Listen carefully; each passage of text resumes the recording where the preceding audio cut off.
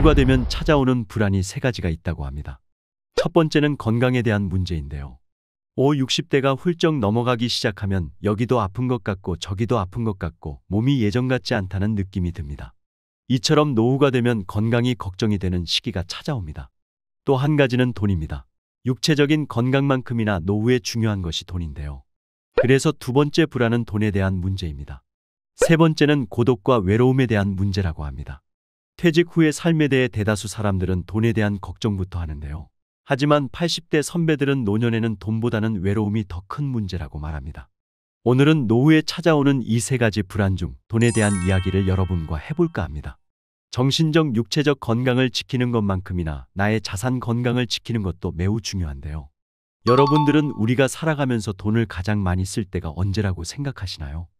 자녀들을 한참 공부시킬 때일까요? 아니면 자녀들 결혼시킬 때일까요? 물론 그때도 굉장히 돈을 많이 쓰겠지만 우리가 평생 가장 돈을 많이 써야 할 때는 나이가 점점 많아지고 죽음이 다가올수록 큰 돈을 써야 될 때가 그때라는 생각을 합니다. 김병에 효자 없다는 말이 있죠. 우리가 진짜 그래서는 안 되겠지만 나이 들어 아파서 자식도 못 알아보고 집에서 누워만 있어야 할 때 어느 자식이 선뜻 나의 뒷바라지를 해주겠습니까? 이때 반드시 필요한 게 돈입니다. 다른 게 효자가 아닙니다. 돈이 효자죠. 돈이 있으면 얼마든지 사람들이 와서 자식 못지않게 나를 보살펴줍니다. 그런데 노후의 경제적인 부분이나 돈이 이렇게 중요한데 간혹 자기 자산을 잘 지키지 못하시는 분들이 계십니다. 그런 분들이 어떤 분이신가 하면 마음이 약하신 분들이 주로 자신의 자산을 끝까지 못 지키는 경우가 많은데요. 그렇다면 이분들은 자기의 재산을 어디에 뺏길까요? 형제일까요? 친구? 아니면 이웃에 사는 분들일까요? 아닙니다. 제일 내 자산을 뺏기기 쉬운 것이 집안에 숨어져 있는 전생의 빚쟁이, 바로 자녀입니다. EBS 다큐프라임 특별기획 100세 수업에는 비참한 노년을 피하기 위해 절대 하지 말아야 할 것으로 자녀에게 모든 것을 투자하는 것을 꼽고 있습니다. 자녀가 잘 되면 본인은 어떤 상황에 있어도 괜찮다고 여기는 부모가 많습니다. 이것은 노후 준비의 가장 큰 걸림돌이며 초고령 사회 일본에서는 이미 심각한 사회 문제로 대두된 노후 파산의 직접적인 원인이 됩니다. 이것과 관련하여 제가 최근에 만난 분의 사례를 잠깐 소개해드리겠습니다. 이분은 S그룹의 임원까지 지내시면서 평생 성실하고 열심히 사셨던 분입니다. 이분 댁에는 딸은 없고 아들만 3명이 있었습니다. 예전에는 이렇게 아들 많은 집이 부자고 아들이 많으면 아들 낳았다고 마을에 떡도 돌리고 잔치도 했지만 요즘 현실은 그렇지 않죠. 자녀 중에서도 특히 아들이 많으면 힘들다고 하시는 분들이 정말 많습니다. 그래도 한 가지 불행 중 다행은 이분은 똑똑한 집 한 채를 가지고 있었는데요. 서울에 꽤 비싼 집을 소유하고 계셨습니다. 부모님께 재산 하나 물려받은 거 없이 본인 혼자 직장 생활하며 밑바닥부터 차근차근 갈고 닦아 임원까지 지내셨지만 삼형제를 대학까지 공부시키고 나니 남은 것은 본인이 사는 집 한 채뿐이었다고 합니다.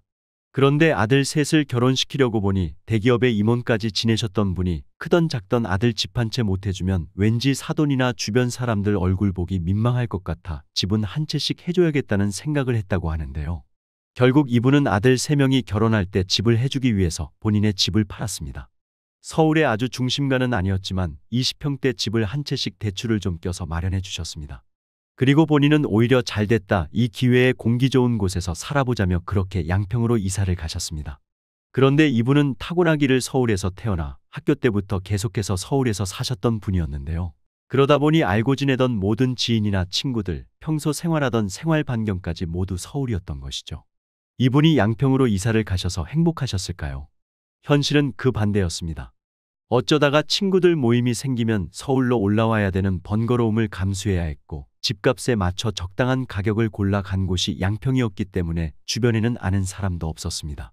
지인들 행사나 친구들 모임이 있을 때는 번번이 서울로 올라와야 했습니다.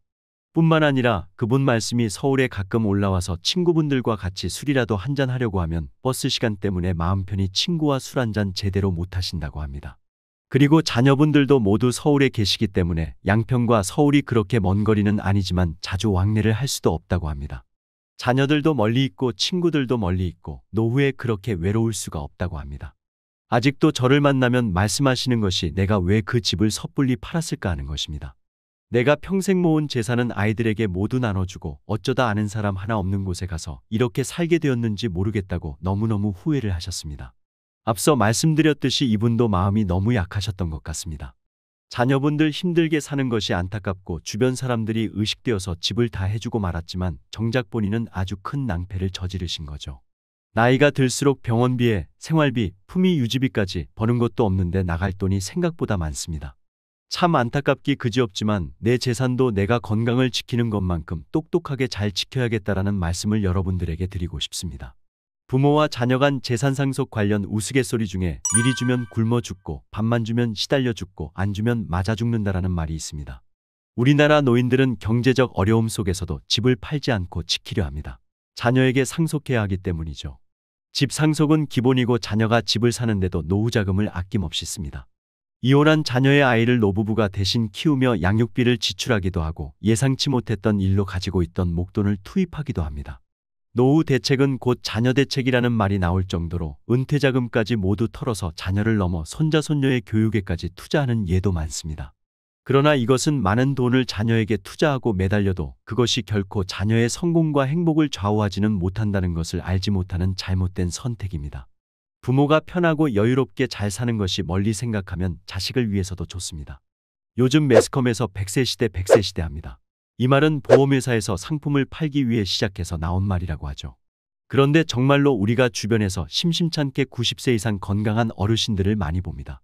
2022년 기준 100세 이상 인구수가 총 8,000명이 넘는다고 하는데 그 수는 해마다 증가하고 있습니다.